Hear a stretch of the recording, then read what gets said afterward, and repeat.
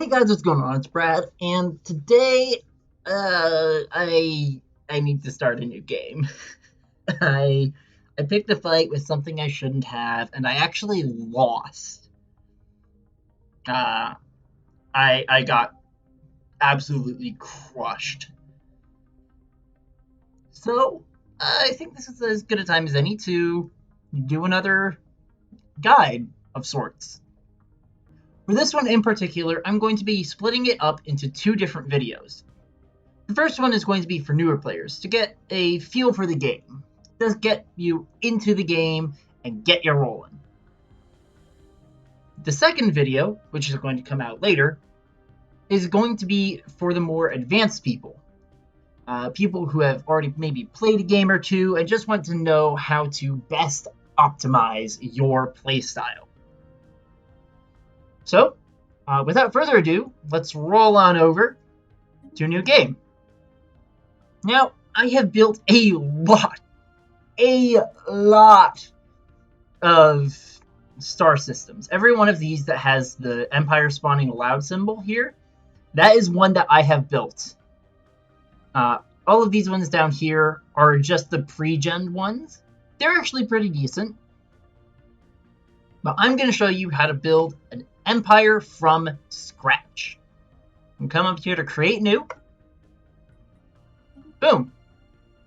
Now, let me start off by saying this. Appearance, species name, name list, name and class, city appearance, flag, ship appearance, and ruler don't actually matter in gameplay. Except in very specific instances. So, let's start with this, because that's one that we just have to do. I'll just do a random name. I don't like that. Let's just make our own.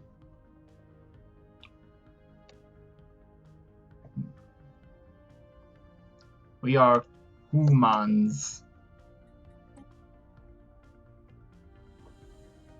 Human. Alright. So, now that we are human, let's head on down the line and let's go. We're gonna skip over this. Traits. Now, because I'm building this for what probably a newer player, whoever watches this, I'm going to pick some of the most well-rounded traits possible. Now, these will affect all of this species, no matter what empire they're in.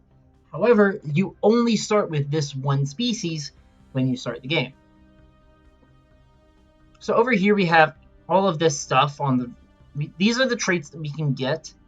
This right here, this number, this is how many trait points it's going to cost.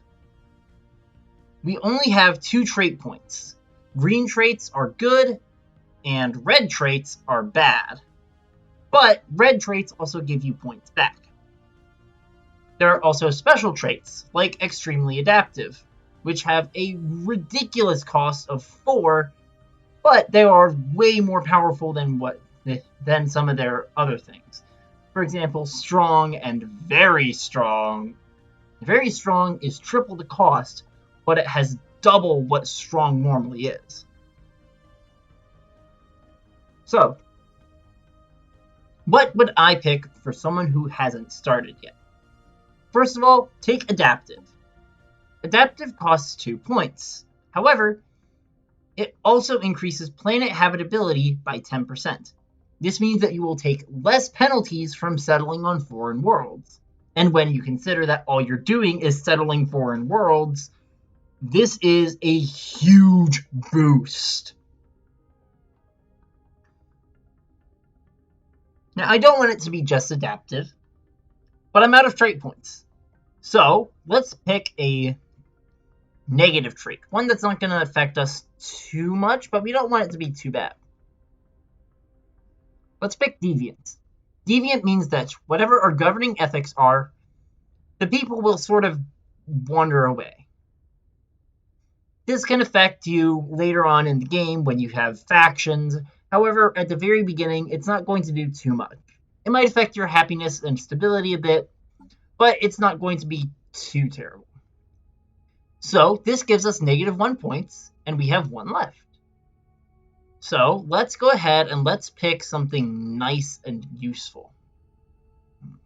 I'm thinking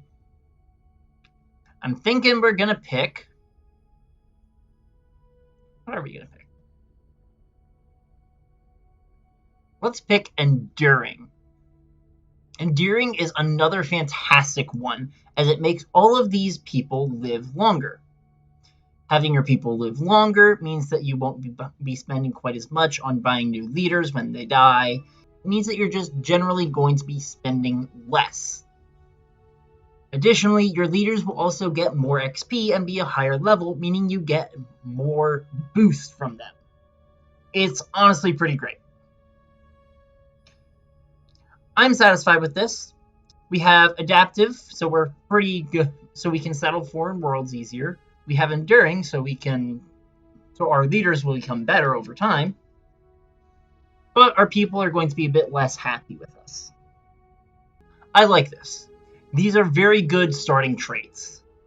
Now, later on, you will be able to modify your people, get rid of any negative traits you want, and potentially add some really powerful good traits. But that's way later on down the line, and we're not going to worry about that right now. Up next, name and class. Random. Cool. The only thing that you really have to worry about here is what kind of planet your people come from. Now, they could be a dry climate on a desert world, an arid savanna, ocean, continental, tropical, Arctic, alpine, or tundra. There are also 2 other planets that you can settle on, but you can't actually start on them unless you do something very specific, which we're not going to worry about yet. For these guys, I think we're just going to stick with continental worlds. Now, something to take note of, the random is really random. However, you can actually pick the Deneb system or the Sol system, which is us. These guys are humans. So we're going to have Earth and Sun. I like it. We're going to skip over city appearance. It's just background when you look at your planets. Origin. Now, there are a couple of different origins that I would actually recommend. The 2 that are most well-rounded for a new player, the best one is obviously Prosperous Unification. This gives you extra people, extra jobs, extra economy, so you can get that head start on getting going. Another good one is Galactic Doorstep. It sounds weird, but you get special tech. You can start building things way sooner. You can get some archaeology done, some minor relics. However, we're going to stick with Prosperous Unification. Now, government and ethics. This is where the real meat of the matter comes in. These over here are your governing ethics. On one side, it's one way. On the other side, it's the complete opposite. So you have something like Fanatic Militarist is directly opposite of Fanatic Pacifist. Now, I can try and pick these. However, I can't have both. You can't be both on one end. So what do I want? So what's your best options for the most well-rounded people? Well, one thing that you want to do is Fanatic Xenophile is going to make things way easier on you when it comes to dealing with other empires. And there's going to be a lot of other empires. After that, take the Egalitarian. Egalitarian gives you some extra specialist resource output, and it lets you gain influence a bit faster later on. When it comes to your authority, definitely pick Democratic. It's just really nice. No matter what empire you have, you can get a bit of extra unity, which lets you get some bonuses later on. And you can pretty easily get the same leaders over and over and over and over until the end of time. It's just fantastic. Now over here, this is one that can really affect you in the long run. You're governing civics. There are a lot of civics. A lot of civics. Now, the only ones that we can use are these ones that actually have color in them. Anything that's grayed out, you do not have the ability to get. For example, let's see, what's a good one? Corporate Dominion. I am not a xenophobe, however, I do not have the oligarchy. So, I cannot take this. Let's see, what would be good ones for new players? One that's always great is functional architecture. It makes things cost less, and it makes them cost less to keep. So you'll be saving a lot of materials in the long run. That's one that you're definitely going to want to take early on. Another good one that I really like is meritocracy. Meritocracy? That's what it is. This gives all of your people a fantastic boost in their levels. It also makes your specialists get extra resources. Again, which is something that you got over here. So now all your specialists get even more stuff. However, you can only take 2 civics when you start. You can get a 3rd later on, though.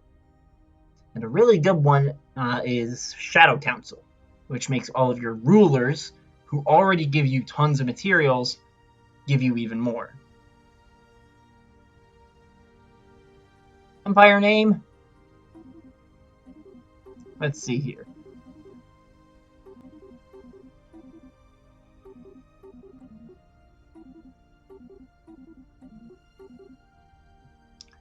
Let's see here. We are the Human Peppo.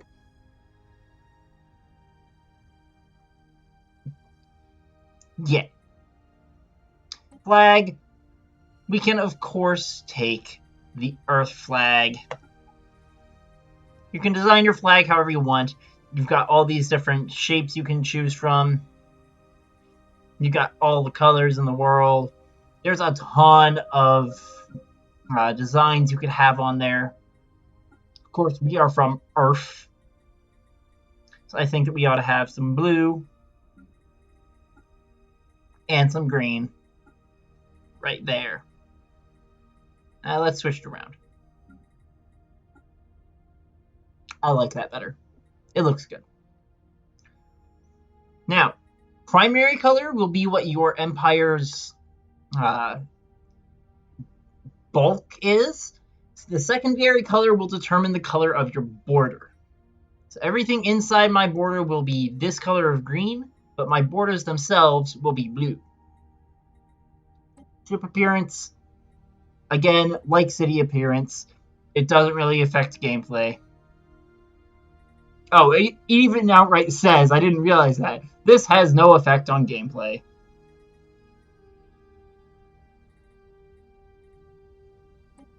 And then you can make your rulers. Boop. You can also choose your different, how they look when they start.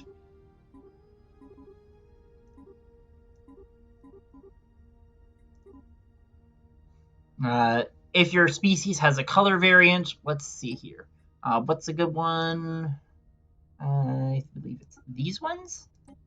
Color variant, yep. You can change your different colors. I don't believe that you can have both of these. I might be wrong. You can change how your room looks. Again, this has no actual effect on gameplay.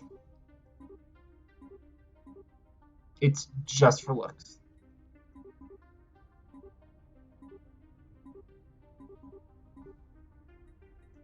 I like this one. Hairstyle, if your species has hair.